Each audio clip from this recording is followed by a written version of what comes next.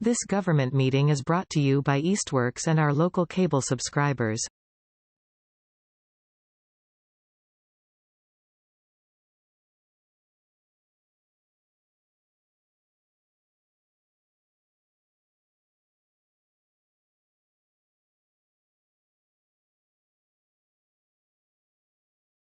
Okay, I'm calling to order the meeting of the Cost Efficiencies Committee for April 11th at about 3:05.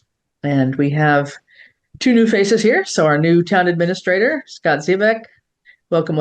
And Reggie Green, who's just been appointed to the committee and is actually representing the Finance Committee, if that is how it goes, because you're a member of the Finance Committee. So we appreciate your stepping up and being involved here. And we're missing right now John, Eliza, and Bob. So hopefully John will show up, but if not, I'm thinking, hang on, if we actually have a quorum, I think we need one more to approve, because Scott's a non-voting member. Who's the other person, Chris? You just named three. So Bob, Eliza, John, and Bradley. Oh, Bradley. Okay. 4, 5, 6, 8. We're in 9. Is Bradley a voting member, or is he ex officio? He is. No, he is. Yeah. We text him.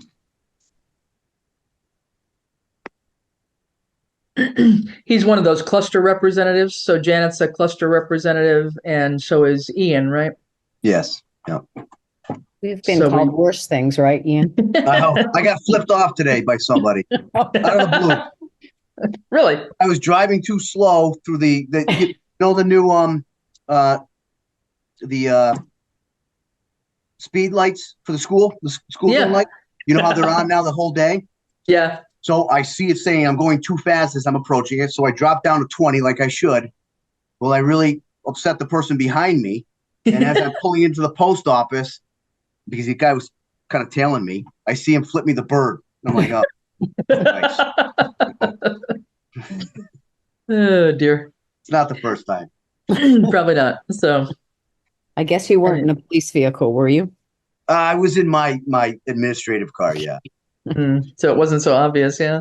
And just while we're on that for 2 seconds, so those lights stay on at that speed only during school hours? Is that school hours? Yes, yeah. For the entire time, for school hours? The entire school hours. Randall and I talked about it, and we thought, let's go for the whole school day versus the 20 minutes before school and 20 minutes while school's, see if it, would rather keep the car slower if we can.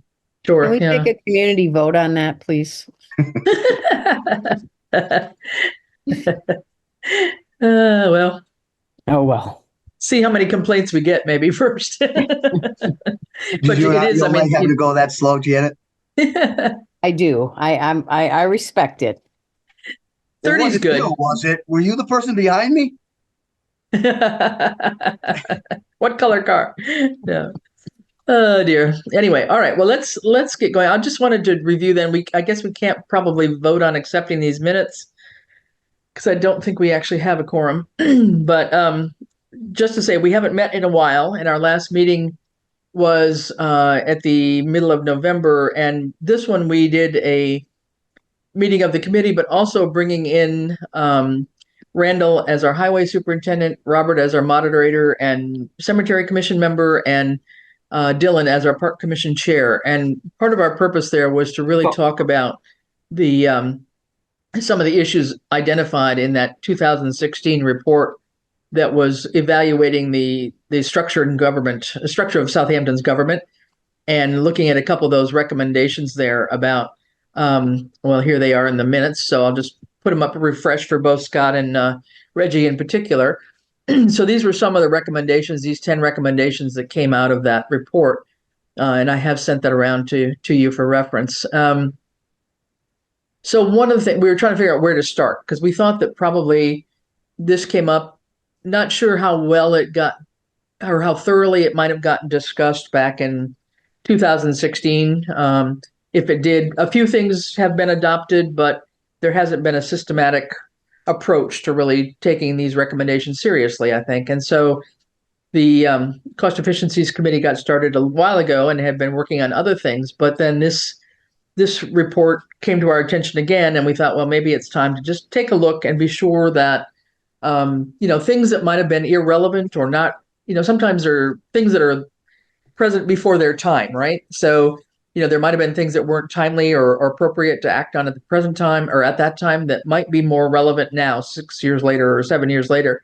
So that's what kind of started us looking at it and looking toward still this very flat structure I think we have in town hall, and this mixture of appointed versus elected people working in town hall, and how that impacts overall accountability in particular, as well as overall management of staff and their workloads. So we did start tackling this, and I'll just scroll down just so you have it here. The other one the main one we started talking about was over the DPW. So that was the idea of, should we have a DPW versus a separate water and a separate highway department? And there were lots of commentary related to that, because the actual recommendation in the report talks about combining cemetery and parks into that as well. And those are, separate commissions, and they have their chairs. They're all staffed by volunteers.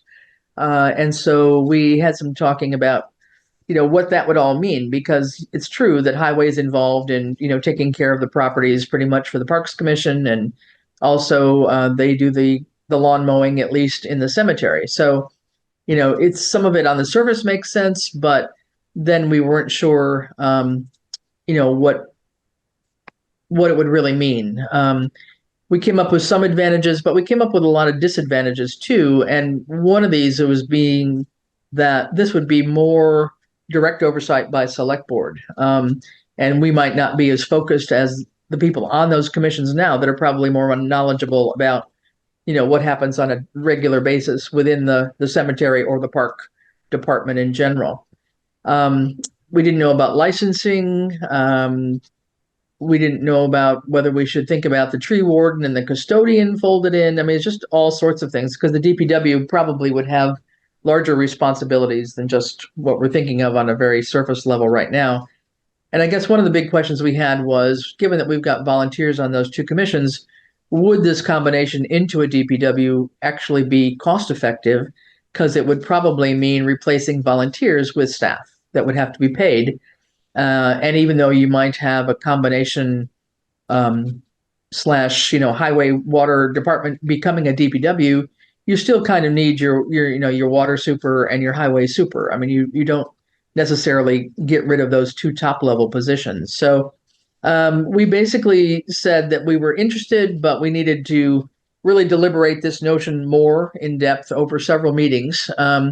And our thought was, back up in here, that if we were to try and do this, the focus was really going to be more on improved efficiency rather than cost savings. That's our first take on it anyway, but really felt that we ought to be talking about this in more depth with an idea of maybe presenting something by the May 25 town meeting. So not this year, but to keep discussing, because we still have a very small pool of volunteers to draw from, and we didn't want to, kind of back ourselves into a corner here on that. So that's kind of where we have ended up on that. So I think that's a discussion we still need to pursue as one topic. Yeah, Reggie. Mm-hmm.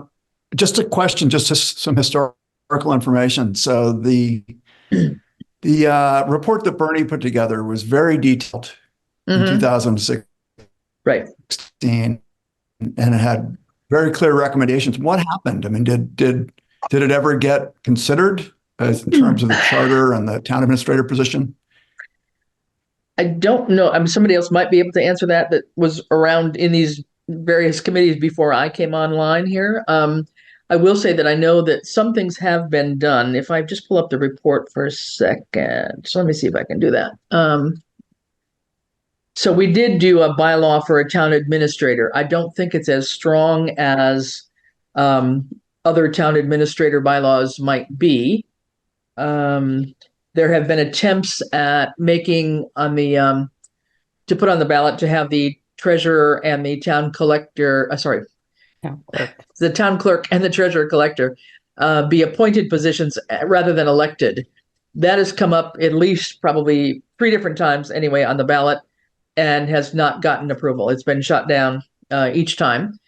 Part of that, personally, given my little experience here, I think is maybe due to a lack of real good knowledge and education of the public as to why that would be beneficial for the town. Given that we've got a $21 million budget, I would hope we'd want somebody that, we know has got the right skills to do that. Whereas, we've got a person in place now who's doing a fine job probably, but we don't know, what we're not able to do. So there's been a little bit of progress there. There have been, I'm trying to think what was the other, I'm just going to scroll down till I see my highlights here. Citizen engagement, that's been a challenge, just getting people joining in on town government. And I think that's not, unique to Southampton. It's just people are busy and people that, tend to volunteer for several different committees. Let's see. Citizen friendly, maybe, I don't know. We're getting a little bit better there, more transparent, I think. I think what some of these other ones were. Yeah, go ahead while I'm scrolling. We never did a charter. We never did a charter change or anything like that. No, the Home Rule Charter has never. We didn't do the charter change or. Has been attempted. So update on local bylaws and legislative actions. So update on bylaws, I think we've made major headway on over the years. So reduce the number of independent elected boards and officials. That really has not happened, I don't think, in terms of reducing them. This flat structure of government is pretty much still there. And so this is where we landed on this dark green one, was just to start somewhere with DPW. When we had our last meeting about this, there were 2 or 3 other ones in this same section, though. Finance committee appointed by the town moderator, which I guess many towns do, from what I understand. When we talked about it that night very briefly, and again, this is another one to be explored more fully, the town moderator at the time thought that might give too much power to the town moderator, and suggested that it would be the town and moderator and maybe the town administrator would be the ones that would appoint people to a finance committee. So, to be further discussed. Personnel Policies Procedures Board to be more of an advisory board rather than how they function now. The treasurer collector and town clerk to be appointed rather than elected. So this is kind of the section of the report we just started to focus in on when we had our November meeting. And I think we'd probably come back to this and see if there's other ones that we could tackle. And let me just see if there's something else that was key on here. I think that the basic thing, Reggie and Scott, was, and so the formal position of a town administrator. So we do have one. There is a bylaw. It's not terribly detailed compared to some that I've seen from other communities. So it might be an idea of, first of all, maybe revising the duties of the town administrator to be sure that leads into the future. I guess it turns into a town manager. Is that right, Scott? Maybe when it becomes a home rule? I mean, there's an option for that. I mean, the way some town administrators are, they actually have more authority than town managers. It all really depends on, how it's written. Yeah. Okay. Strengthening the budget process. We'll come back to that in a minute. Streamline personnel functions. So again, I think, quite honestly, we've gotten quite timely in terms of our selection of Scott as our town administrator, who not only, has getting his baptism by fire by walking into our current budget process, but having the HR background, I think can, just help us, see through the cobwebs here and figure out, how to move forward. But I think in general, just to sum it up, the feeling was, I think, from Ed and I guess maybe previous people, that trying to tackle the Home Rule Charter just as one full thing all at once was going to be more difficult than kind of chipping away at it bit by bit by bit. Now, it's maybe not the fastest process, but that's kind of what the thinking had been. But again, we really need to be able to delve into this a lot more, I think, to figure out where to go. So I don't know. Maybe Scott, just in terms of strengthening the budget process, maybe just overview on your thought there, since that was one that we had here. I'm not sure all the things that they recommended, but make you the lead person in preparing the budget. So, to really modify, I think, a bit how this is done right now. So that may be one, as you've seen how we function right now and how you've had to do it in Wellesley or wherever else. Is there something that just jumps to your mind that could be something that would be an improvement, I guess? Maybe anything would be an improvement. I don't know, but anything that might help us both cost efficiency wise, but time wise, especially, and more accountability wise and transparency wise.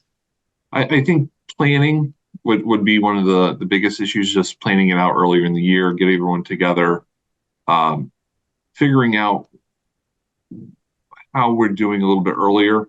If they're, you don't want to start too early, because then, you don't have a full budget picture. But I think doing a budget calendar and sticking to it and getting, more department heads involved, the finance committee involved, earlier on in the process would help a lot. And, formalizing the process. As we mentioned, as we talked, with the capital projects, that should be part of the budget process. Same thing with, take into account, I know we only have a couple of unions, but, how does collective bargaining how is that going to impact, the budget process? So there's a lot of different ways that we can do it. The other thing is, it's coming into it is very difficult to understand a lot of the budget documents. They're not user friendly. Let's just put it that way. So I think there's a way that we can really make it easier for both the public and the department heads to understand their budget a little bit more. And then I think I know the chief had probably mentioned that, and John had mentioned it before, but giving some more flexibility to the department heads rather than putting, $5,726 for internet, $2,142 for maintenance. It really should be lumped into bigger categories. You have your personnel costs, so that would take your salaries, your overtime, temporary help, sick time, whatever is needed for the personnel side. You would have your expenses or services, your office furniture, your postage, any consultants that you need to hire, things like that. And then you would usually have a third for capital. So, vehicles, most departments won't have a capital budget, but, for the bigger ones like police, DPW, or police, highway, fire, they really should have probably a third pool where they can, kind of take into account. And then, every year the select board can offer guidelines on how much you need to increase or decrease, and give the department heads kind of the flexibility to increase certain areas more than if they need it, or decrease it if they don't need it. For transparency wise, it doesn't mean that it won't be as transparent, because you still got to justify why you're increasing it. So if the police uniforms go up by X amount, you still got to put that in there.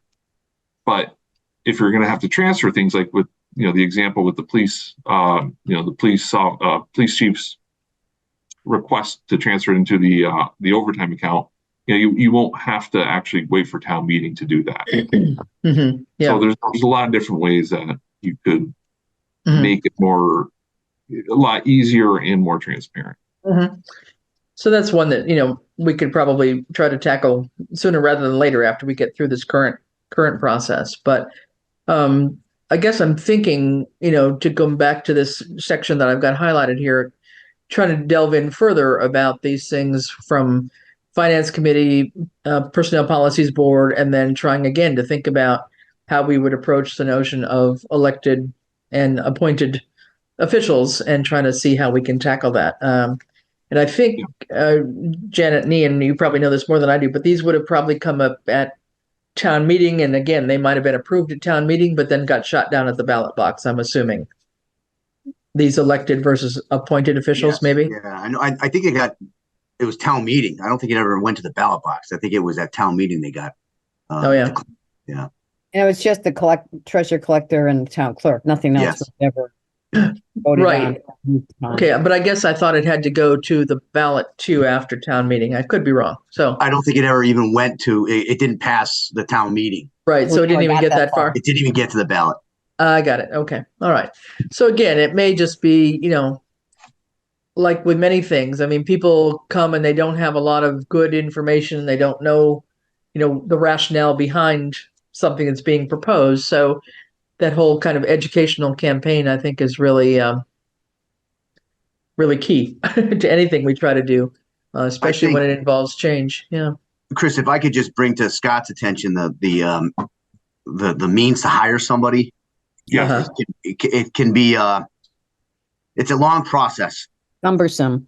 It is. And I understand the reason, and I understand, but when you have volunteers that can only meet once a month, if you miss that date, you're off another month and a half or so before you can hire somebody. And in a situation for myself, if that should happen, I'm then expending overtime to fill shifts, right? That to me has, in my experience, is something that I have to plan so far in advance just to try to hire somebody. And as you can tell, I'm giving people conditional office employment before I even finish background checks to make sure I meet that date.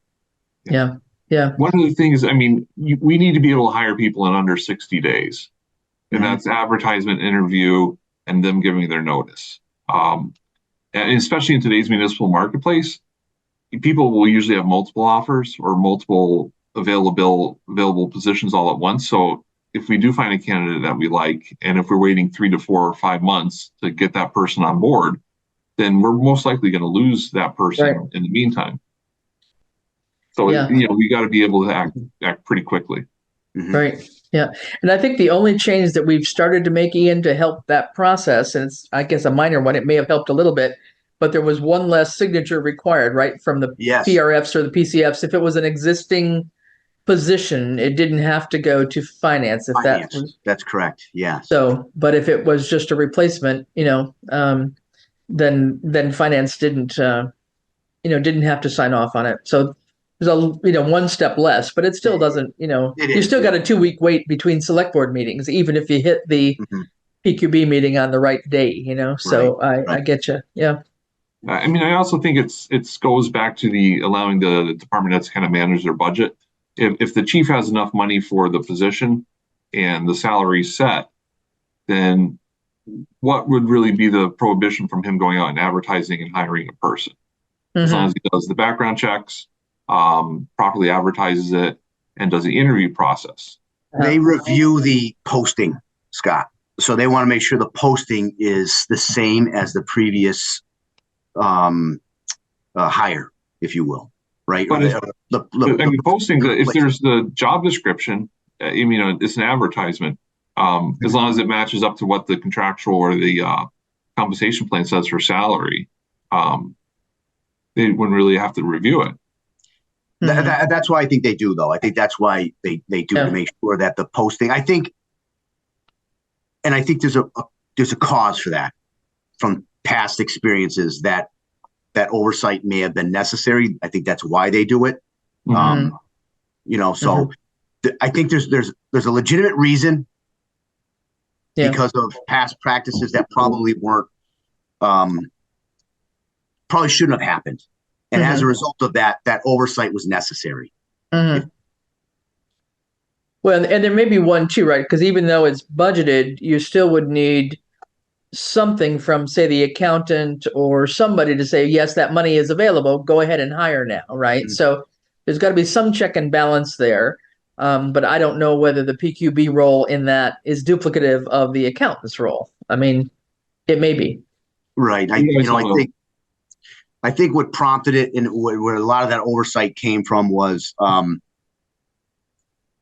pay increases that weren't commensurate to any form of a step scale or any form of cause. It was arbitrary. pay increases, and I think that's I believe that's the reason for this oversight. Probably, yeah. You know. Yeah. I mean, So, I think the accountant should be able to, we used to have requisition forms. So if you wanted to hire a vacant position, you needed to get the payroll director's signature as well as personnel or human resources. And that was really just to verify that there are funds available and that there is a position open. right. Once you hire the person and we input the data into the computer, it should align with whatever compensation plan or collective bargaining agreement that we have. And there really wouldn't be any reason. So we'd have to audit that and figure out, why is someone making $28.39 an hour while this person's making $26.42? Mm-hmm. Yeah. Yeah, everything you're saying is makes perfect sense. But I'm just explaining, I think, why that process is still in effect, because not too long ago there had been hires where some of the pay increases might not have justified, or I shouldn't say justified, but there was no oversight over the pay increases, right? Yeah. So Yeah. I think there had to be some sort of intermediate that didn't happen. Quite possible. And then therefore you had, some level of disparity. And so then we had other issues probably that came about. So for lack of an HR department per se, Scott, I think the PQB kind of functions as a they function in a semi-HR role, but again, not because they're necessarily qualified, HR people. It's just that that's the task of that committee, basically. So yeah, I think there's room to to do some changes here that could maybe make things flow a little bit better, and have some better accountability as well. I guess I don't know at this point in time. Does everybody feel like it's worth sort of kind of chomping away at this report and kind of taking more steps and seeing what we can do? And at some point, I'd really like us to have a face-to-face meeting. I just think doing things by Zoom has been great, but sometimes I think we can get a whole lot more done if we all just sit around a round table and hash things out. Yeah. So that would be my hope in the next couple of meetings, that we can maybe corral it. And maybe we'd have to change from an afternoon meeting. I don't know, because we might not catch everybody if we kept it an afternoon meeting. But anyway, just a future thought on that. But do we think that whether we aim for the home rule charter or just look at the various pieces and kind of start chipping away at them, that it's something that is relatively timely, that we should take up as part of our cost efficiencies role that we're trying to define for ourselves?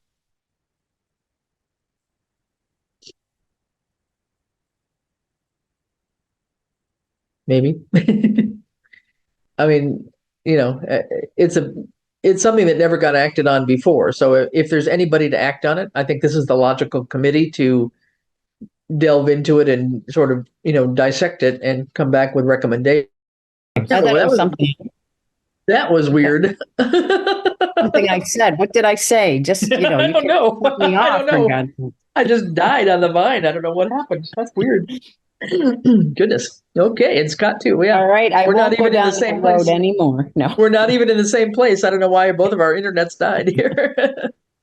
So anyway, I don't know. What's anybody think? I mean, do you think this is a worthwhile task for us to try and pursue further and figure out which steps we want to start with, and set some plans and some timelines in terms of a way forward?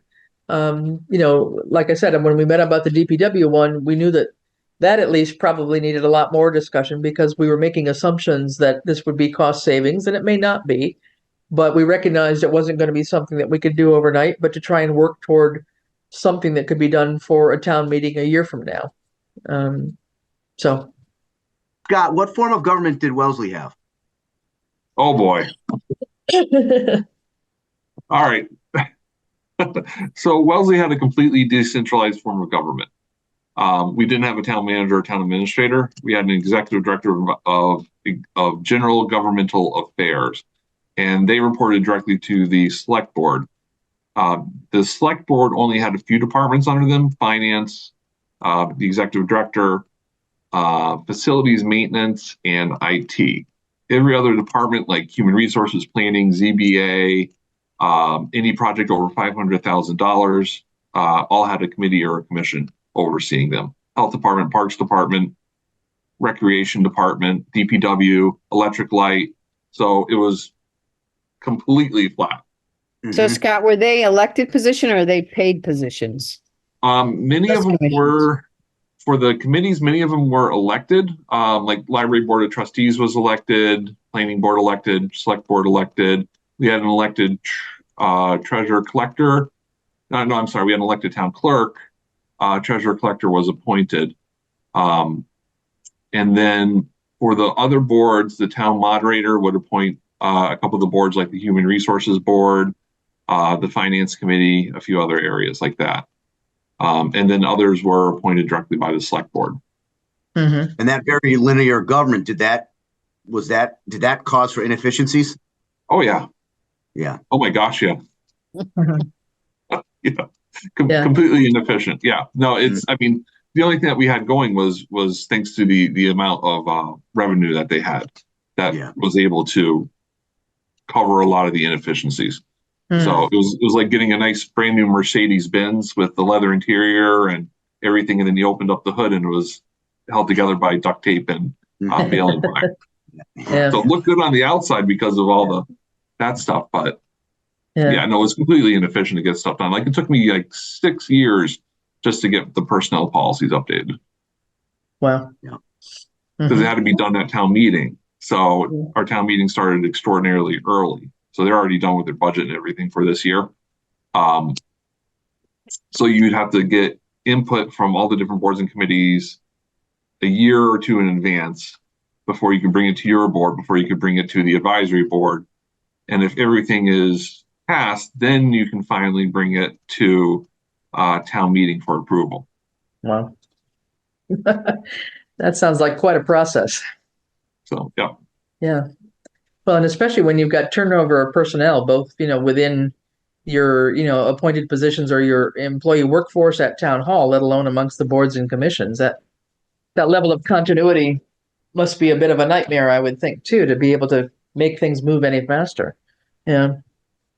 So would you think that the idea of something toward this home rule, I mean, have you seen this work in other communities and the level of benefit it might bring to us if we did this, or? Yes. I mean, it all depends on which direction everyone wants to go. As far as efficiencies, a lot of the things I'm looking at right now is just the processes are probably a little outdated, a little cumbersome right now. I'm hoping that the new Vadar software is going to help solve a lot of that. But, one of the issues that, I've had in the last couple of weeks was if I wanted to find out, what's our payroll for non-union employees. That's generally something that I could find out in like a minute or two using the Munis system. If I need to find it out in Southampton, you got to call different departments. You got to double check everything. You got to, go through Bradley. He's got to double check everything. And in a couple of days, you'll get a spreadsheet to figure out what the payroll is. Just to figure out, like when I was trying to figure out the COLAs, like what an average COLA would be. For the way that we purchase things, I think it's giving certain guidelines to, like, the MiFi that I mentioned earlier to you, giving certain guidelines to the departments to purchase their own things. And then some things need to be bought as a group, IT stuff, copiers, things like that should be bought as a group. But if it's as simple as, getting a MiFi module, they should be able to do that for it's $40 a month.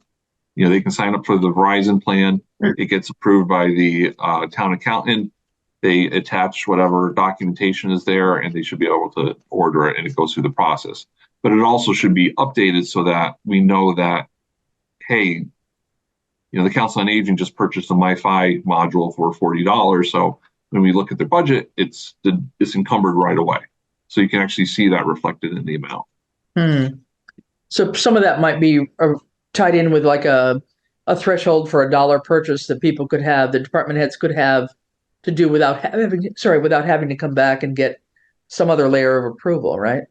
Right. And also like preferred vendors, whether you use WB Mason or Amazon Business. Yep. I know that Amazon Business, they have a built-in purchase order system that would go to, either the department heads or in Lawrence, it was the CAFO, Chief Administrative Finance Officer. So everything would go to him.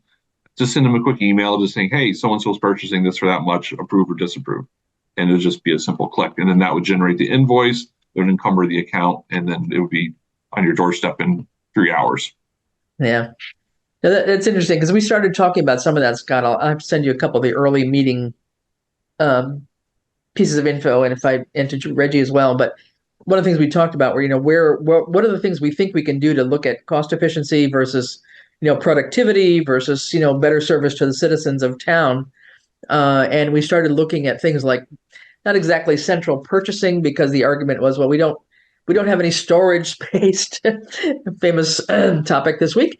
We don't have any storage space to be able to purchase bulk office supplies, for example. But to say to any department head, look, if you're going to purchase whatever, photocopier paper and file folders, here's the vendor you need to go to. Just everybody use the same vendor. It's all, pre-vetted. It's on the state contract, whatever it may be, so that people don't have to look up and get, spend their time researching what vendor they have to go to get paper and whether it's 10 cents cheaper this month than it was last quarter. I mean, I'm not sure exactly how it does now, but it just seems like it's cumbersome. So we started that process, but we never totally concluded that. So I think that we got a couple things like that honestly, over a year ago, we worked on, and then we need to bring to fruition. And I do believe there is a purchase order system of sorts that exists, but has never been put in place. So there's things like that I think would be easy ones to kind of pick up and tidy up a little bit what we started doing. So yeah, Ian, you look like you were going to say something. No. Oh, okay. Mm-hmm.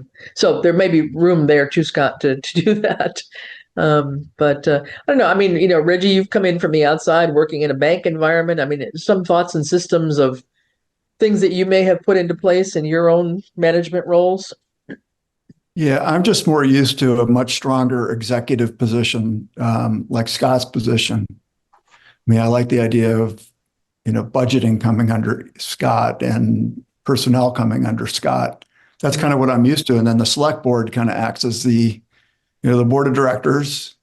And if Scott's not doing a good job, you get rid of him. But he has the authority to do a lot more than probably what he has today. Mm-hmm. But I don't know the political ramifications of what, whether the voters would allow Scott to do this or that. Mm-hmm. Well, maybe one of the things. Yeah, I mean, it seems like his hands are tied. Yeah. I'm sorry. Go ahead. No. I was just thinking one of the things that we might start with as a thought for a part of an agenda for our next meeting would be to pull up the current bylaw. I mean, one of the recommendations in here was to really formally establish that role of a town administrator. Okay. So like I say, there is a bylaw on the books, but I know I've seen some other ones, and I'm sure Scott can put his hands on several others that really would be much more meaningful probably than what we've created. And that's the kind of thing that we could be working on, make recommendations to the bylaw advisory committee, get something ready for a special town meeting, for example. I think that would be not a terrible, difficult task to work on. And that might start the ball rolling on some of these other recommendations, perhaps. Is it that bylaw's on the website, the one that we have right now? It should be now. Yeah, it's on the current, under the E Code 360. Yeah, under the general bylaws. Mm-hmm. Okay. So yeah, I can pull that out for people for next time. But just as a thought, and the finance committee one is on there too, as it exists. But I know there had been some recommendations to change that. So there had been a draft of a new bylaw for finance committee that I know Francine was going to circulate to FinCom. And it maybe with Donna at this point, I'm not sure. But so anyway, I don't want to spend lots and lots of time today, but I just wanted to get some thoughts going, and especially if we can get our other committee members here together for a fuller discussion. But to welcome the two new people here, and then it feels to me, and feel free to shoot me down on this. I mean, I'm the one that kind of started this ad hoc cost efficiencies committee. We've made headway. I mean, I think we had some good presentations. We had a full presentation by Chief Workman at the time from the fire department. one from Ian, one from Randall, just talking about, some of the challenges and issues and so forth in their departments. And that was just very informative. And I think that's, I can't say that we've had a lot of action on our part as a cost efficiencies committee, but at least it helped people understand how things work and why some of the challenges are there. And I think, Scott, you've seen from the budget process already that, even with our $21 million budget, that sounds, pretty good for a little town like this. There's a huge chunk of it that we really don't have any flexibility with. We just can't really touch because we've got so many, sort of sunk costs as well as contractual obligations that at the end of the day, there's only a very small bit that we are able to go back and forth. And I think that was one of Ian's comments way early on, is that we seem to have done as much as we can do to kind of squeeze the stone and get any more money out of some of these little line items. It's very tough to do. You use the phrase, the low-hanging fruit. And I think that our budgets have been confined for so long that we have pulled all that low-hanging fruit off a long time ago. And we forced ourselves to be cost efficient. Chris, honestly, I think that this committee was great because I think we recognize that overall we are a pretty cost efficient group of people. Mm-hmm. We had to be to try to make ends meet. Mm-hmm. Yeah, but I think there's still ways to make things efficient. Yeah, no, I think so. I think there are. And I think maybe the cost may be tougher to get at, but I really do think there's more for time efficiency and productivity that I think could probably be looked at more carefully too. But Reggie, you were going to say something? Sorry. Yeah, one thing I've heard discussed a couple of times is the transfer station and whether there are opportunities there to kind of self-fund it when you back out the cost of the old landfill. Right. That seems like a fairly straightforward exercise for this committee because it sounds like it's more of a revenue issue than anything else. Yep. And I know that's not a lot of money, but it's something. Yeah, but still, it was what, about $35,000 a year, Scott, right, to monitor the old landfill? 31.5. Yeah. Yeah.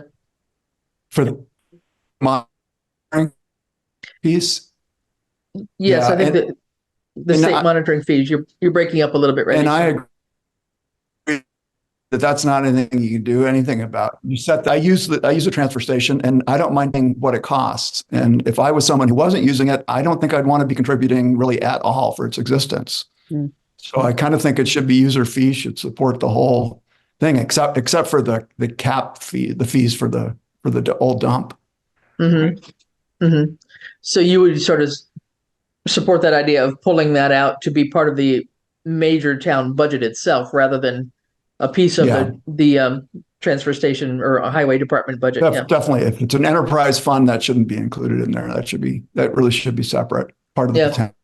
Yeah, and I think at one point in time, and Randall could certainly give us that history. I mean, we were at least pretty close to breaking even many years for sure, when the recycling, dividends were a lot more favorable. And I think the whole thing has changed so much now that's really a challenge, not only with us, but with others. But well, my neighbors all have private carriers come and take their trash away. I'm sure they're paying a lot more than I am.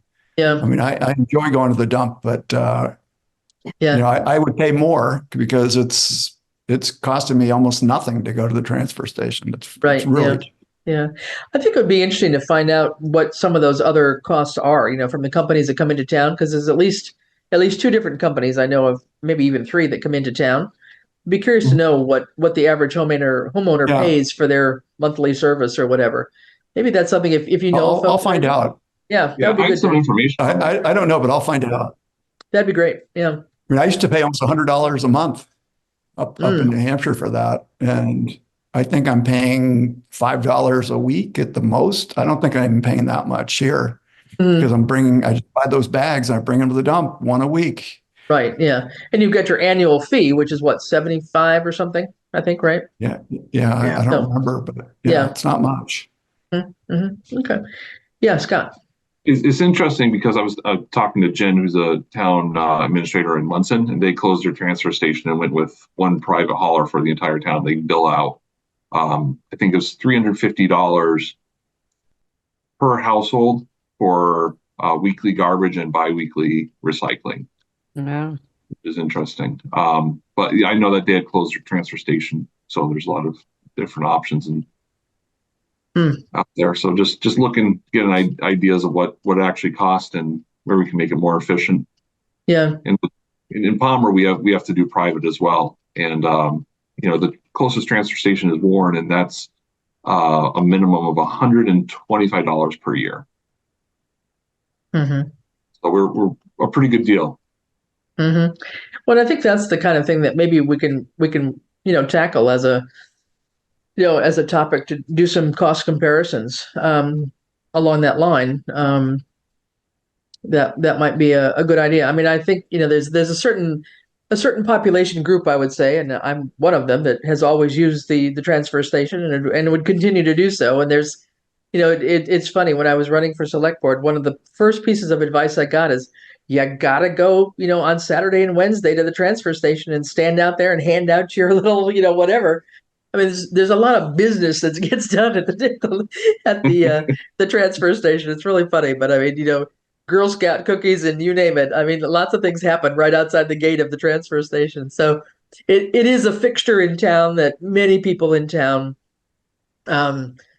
certainly have gotten used to, and I think would genuinely miss, in terms of, its convenience and the kind of services it provides. And frankly, the recycling services we provide, I think, are just phenomenal compared to many other communities. So, I'd kind of hate to see us lose some of that by shutting everything down. But I think, those could be options, like, okay, here's a Munson.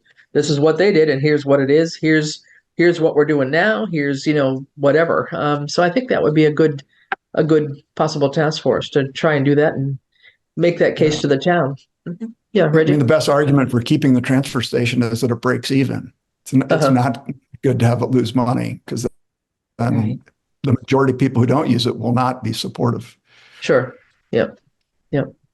Right. And what is it, where could anything be changed in terms of any fees or whatever? I think Randall's looking into inviting other communities to come in and use it that may not have their own recycling area and so forth. And that may change too.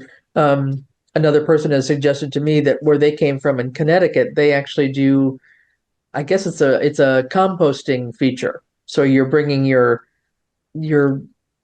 you have a separate compost bin at home, I guess, and then you bring it to your transfer station, and it all gets put in that area. So, there's a wide variety in Vermont.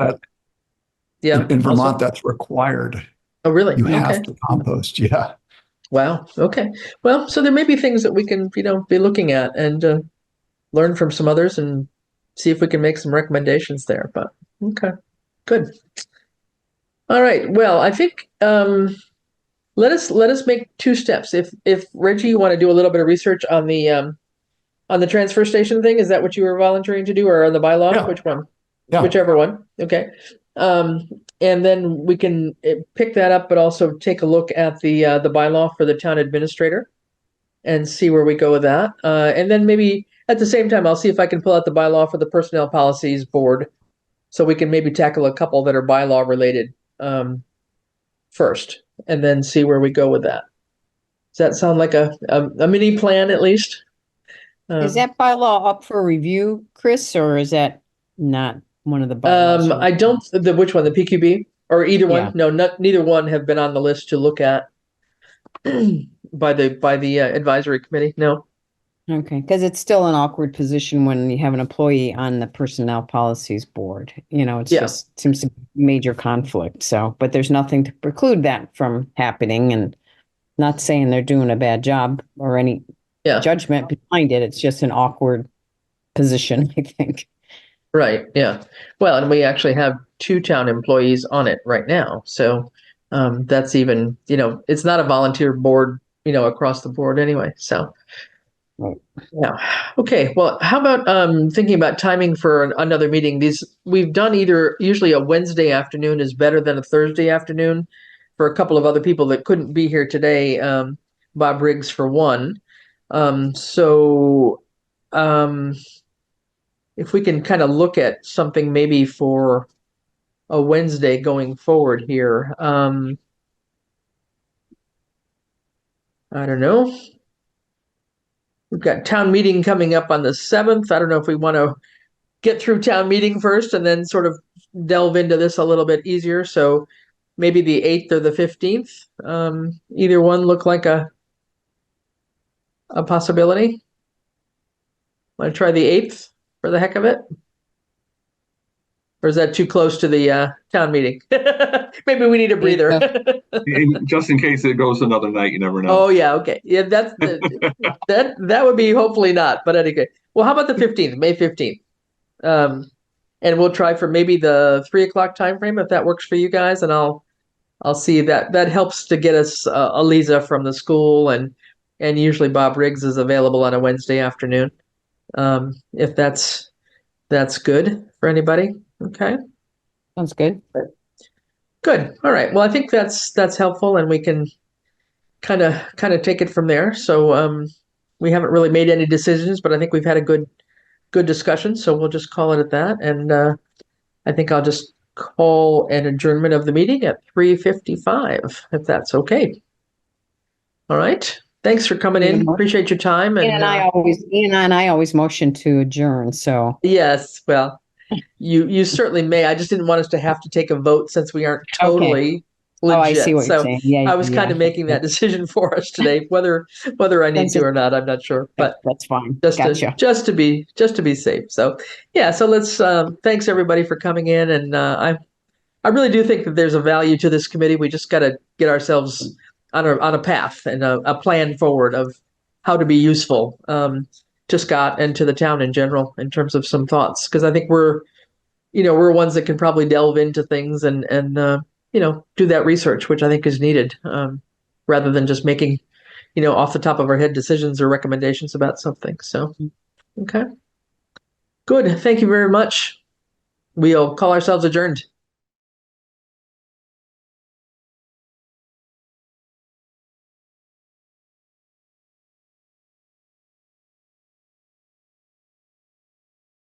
This government meeting is brought to you by Eastworks and our local cable subscribers.